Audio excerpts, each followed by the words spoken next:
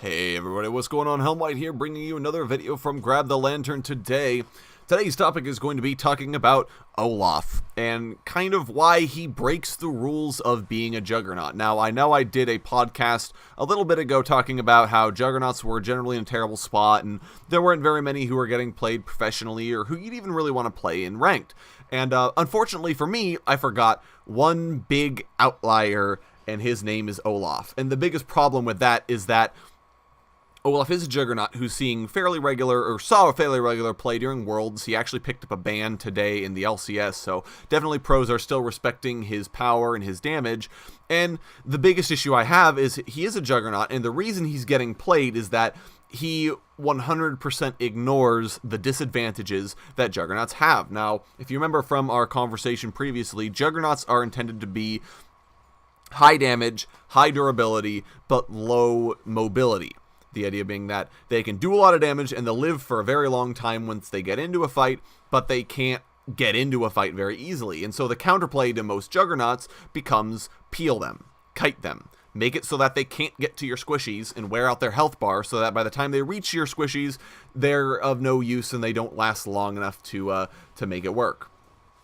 Now, the biggest issue I have with Olaf is that he negates the weakness that Juggernauts have while maintaining all of its strengths, and that Olaf cannot be kited.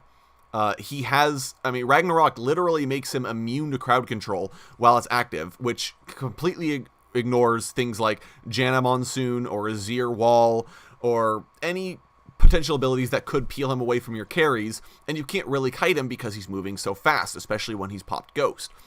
And on top of this, you can't kill Olaf. He's a Juggernaut. He's intended to be tanky, and he does get very tanky. He's intended to do damage, and he does damage. And that's all working as intended.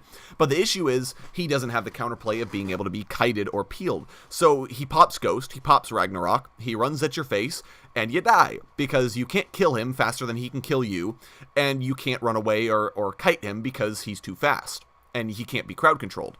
So Olaf is able to do Juggernaut things without having a Juggernaut's weaknesses. And this is a big problem, because as we've seen, when a champion can do everything that a class is supposed to do, on top of not having the weaknesses of said class, it leads to issues with their design, and it means that they can pretty much do everything they want. Callista, for example, for a while, was an AD carry, and it was especially intended to be an AD carry that's team reliant, so has to work with her team in order to make things happen. But the biggest disadvantage she had is that she was also super good in the 1v1. She could outplay multiple people because of her hopping around and her good jukes, and by herself. So she was supposed to be a team player. I have to have my team with me in order to do well. But at the same time, she was also really, really good in a 1v1. And this led to problems, and eventually Callista was nerfed and made into a state where she has to have at least her Oathsworn with her in order to get the attack speed she was used to, and there were a slew of nerfs aimed at making her a team player AD carry and not just the 1v1 god. And so this is kind of where we're at with Olaf right now, in that he has all the strengths of the class with none of the weaknesses, and something needs to change. Now, the biggest issue with Olaf is that Ragnarok is the most iconic part of his kit, I would say. So it's hard to think of what you would want to change on Olaf if not Ragnarok, because that's the problem with him. None of the rest of what Olaf does is necessarily a problem. However, if you nerf his damage, he no longer really feels like a Juggernaut. He doesn't do his job effectively. He can get to the enemy ADC, but he can't crowd control them like a tank can, nor can he really, kill them. So he ends up just kind of running at them and flailing his limbs around doing nothing. Conversely, if you nerfed his durability, he just becomes a weak, maybe not necessarily a weaker diver, but he doesn't become as strong as a diver because he doesn't have high durability. He has high damage, but he doesn't have good mobility, so he can't get into a fight to ever use his damage once he gets there.